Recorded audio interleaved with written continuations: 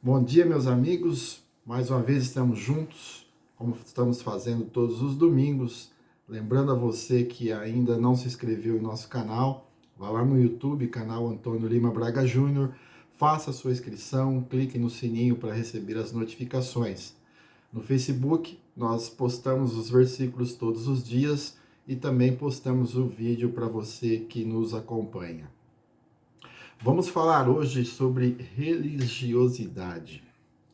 Esse termo sempre foi um dos maiores males da humanidade. Vivemos ligados em regras ao invés de estarmos ligados a Deus. No 5º capítulo do livro de João, a religiosidade fica explícita. O capítulo começa contando a história da cura de um homem no tanque de Betesda, versículo 1 ao 15. Estava ocorrendo uma festa entre os judeus em Jerusalém, e Jesus decide ir naquela cerimônia. Ele entrou pela Porta das Ovelhas, lugar esse que dava acesso ao tanque. Havia 12 portas que davam acesso à cidade de Jerusalém. Mas Jesus optou em entrar pela Porta das Ovelhas. Não foi por acaso, meus amigos. Ao entrar pela Porta das Ovelhas, ele daria acesso ao tanque. Esse tanque tinha aproximadamente 50 por 100, um pouquinho menos, 50 por 100 metros. Segundo a Bíblia, no versículo 4, um anjo descia e movimentava as águas. Nesse movimento das águas, as pessoas que ali estavam buscavam o milagre. Alguns estudiosos acreditam que realmente um anjo descia. Outros acreditam que era um tanque com uma fonte de água com propriedades terapêuticas e que era uma crença popular as pessoas se banharem ali para serem curadas. Eu não estou aqui para discutir fatos dessa envergadura, se anjo descia ou se era um tanque de propriedades terapêuticas. O que eu quero é despertar você para o Cristo. Mas uma coisa é certa: todas as pessoas que estavam ali acreditavam em um milagre. Nesse contexto, meus amigos, surge um homem que há 38 anos estava esperando uma oportunidade de se banhar naquela água. Ele não conseguia, pois quando ele tentava, as outras pessoas iam na sua frente e ele perdia a vez. E ninguém ajudava ele. O problema daquele homem já havia se tornado assim um estilo de vida. É isso mesmo. É o que ocorre conosco. Em muitas ocasiões, nos tornamos reféns de nós mesmos. Passamos a acreditar que o nosso sofrimento faz parte do nosso destino e que nada vai mudar. Nós colocamos em nossa cabeça que nós somos assim e vamos continuar assim. É a síndrome da Gabriela lá da novela, né? Nasci assim, você sempre assim. Preste atenção. Não importa qual seja o seu problema. Não importa se você perdeu alguém que você amou muito. Não importa se suas forças pareçam finitas. Não permita que a rotina de seu sofrimento te destrua. Deus ainda é Deus de milagres. Jesus se aproxima daquele homem e diz: queres ficar são? Eu acredito muito que Jesus tinha um bom humor, assim, invejável. Como é que você diz para alguém que está ali sofrendo e pergunta: você quer ficar são? Parece uma pergunta meio tola, né? Mas muitos se escondem em suas doenças como uma falsa proteção e sentimento de autopiedade. A psicologia trabalha justamente sobre isso, sobre as pessoas se sentirem confortáveis no seu sofrimento. Então Jesus faz aquela pergunta para aquele homem, querendo ouvir dele se realmente ele queria ficar são. Ele então manda aquele homem levantar-se, carregar a sua cama e andar. Aí surge a maldita religiosidade. Era sábado e carregar a cama era considerado um trabalho e, portanto, era proibido.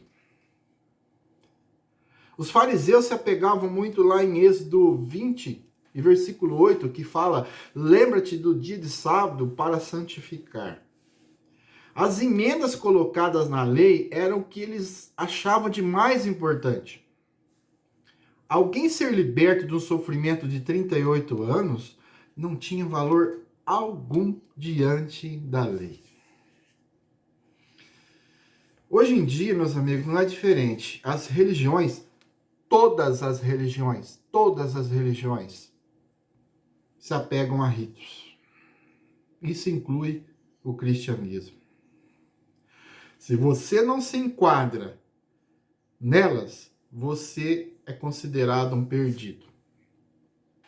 Se você não está dentro daquilo que a religião te passa, você é simplesmente excluído. Uma pessoa que não tem os padrões determinados pelas religiões são consideradas fora de qualquer possibilidade de salvação. Como se não bastasse, Jesus ainda tinha uma cura maior para fazer naquele homem. Ele tinha que curar a sua alma. O mestre então diz para ele: não peques mais. Está no versículo 14.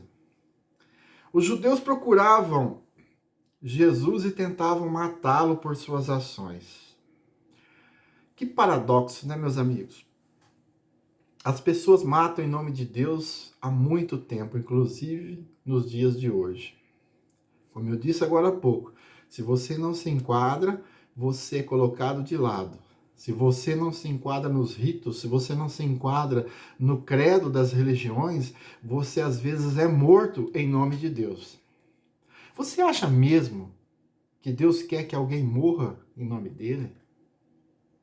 Você acha mesmo que um ateu deve ser tratado como um monstro? Pense nisso. Jesus mostra que Deus trabalha sempre. Versículo 17. O fato de ter descansado no sétimo dia não quer dizer que ele deixou o mundo de lado. Jesus estava identificando-se como Deus, seu Pai. Ele não nos deixa a opção de crer em Deus e ao mesmo tempo ignorar o Filho. Não tem essa opção. Os fariseus, eles acreditavam em Deus, mas em relação a Jesus tinham duas escolhas: crer nele ou acusá-lo de blasfêmia. Infelizmente, eles optaram em acusar Jesus de blasfêmia. Jesus afirma no versículo 25 que vem a hora em que os mortos ouvirão a sua voz. E quem ouvir, viverá. Quando ele afirma isso, ele está falando daqueles que estão mortos espiritualmente. Ele está pronto para nos dar uma nova vida, uma vida de libertação de pecados, como fez com aquele homem no tanque. Jesus afirmou ser igual a Deus, versículo 18. Ele é capaz de nos dar a vida eterna, versículo 24. Ele é a fonte da vida, versículo 26. Ele julga o pecado, versículo 27. Todos no capítulo 5. Fica bem claro, com essas declarações, a deidade de Jesus, a sua capacidade divina. Essa condição foi sustentada por outra testemunha, João Batista, está no versículo 33 desse capítulo. Houve uma falha grande dos judeus em relação ao Antigo Testamento. Eles o conheciam muito bem, mas não aplicaram a palavra de Deus em suas vidas. Hoje em dia, meus amigos, não é diferente. Muitos conhecem a Bíblia de maneira admirável. Eu, particularmente, conheço pouquinho só da Bíblia. Mas tem pessoas que conhecem tudo, sabe? Coisas que a gente fala, nossa, como que ele consegue enxergar isso? Como é que ele consegue ler? Como é que ele consegue juntar isso com aquilo? Conhece a Bíblia como ninguém, mas não tem aplicação da palavra nas suas vidas. Outras pessoas ainda são convertidas pelo louvor ao invés de ser convertidas pela palavra. Aí quando surgem as dificuldades, se perde pelo caminho. Primeira dificuldade que acontece, ela já para com tudo, fala, para mim não dá. Porque se converteram pelo louvor. Não que você não deva louvar, evidentemente o louvor é maravilhoso, mas a palavra, ela tem que estar presente. Num culto, ou numa missa, ou o que seja, você tem que dar prioridade para a palavra. Os cânticos depois, ou se for cantado antes, mas que não tenha maior tempo do que a palavra. Porque nós devemos nos converter pela palavra e não pelos louvores. Os fariseus estavam entrincheirados no sistema religioso que eles criaram. E eles não foram capazes de reconhecer o Messias que eles esperavam. E ainda vivem nessa condição até hoje. Não se torne envolvido com a religião a ponto de não enxergar a Cristo. Ele não está na sua igreja, meu amigo. Jesus está na sua vida. Os fariseus se vangloriavam de serem verdadeiros seguidores de Moisés. As leis eram para eles o essencial. Eles até inseriram algumas por conta própria, algumas não, várias, né? Jesus então os adverte que Moisés o acusariam por essa ação. Moisés escreveu sobre Jesus em vários lugares nos seus livros, chamados livros mosaicos, em vários lugares. Eu vou citar para você um que está lá em Deuteronômio 18, versículo 15, que diz assim: O Senhor teu Deus te levantará um profeta no meio de ti, de teus irmãos, como eu, e ele ouvireis. Todavia, os líderes religiosos se recusaram a crer no Messias. Eu sei que hoje, véspera do Dia de Finados, talvez você esteja melancólico, lembrando de um ente querido que se foi. É normal sentirmos saudades de quem amamos. Também sinto. Mas quero deixar uma mensagem final para você. Não perca suas esperanças. Acredite, Deus pode renová-las nesse exato momento. Se está pensando em desistir, não faça isso. Pode ser que a porta que você esteja esperando seja aquela, a porta das ovelhas pela qual Jesus entrou. Ele tinha 12 opções para entrar. Com certeza a porta das ovelhas não era a mais pomposa. Mas ele optou por entrar pela porta das ovelhas. Talvez seja nessa porta que esteja o milagre que você quer, o conforto da sua alma que você quer. Lembre-se, Jesus não desistiu de você na cruz do Calvário. Jamais desista dele. Um bom dia. Que a paz do nosso Senhor Jesus Cristo esteja com você, com a sua família. Que Deus abençoe a todos.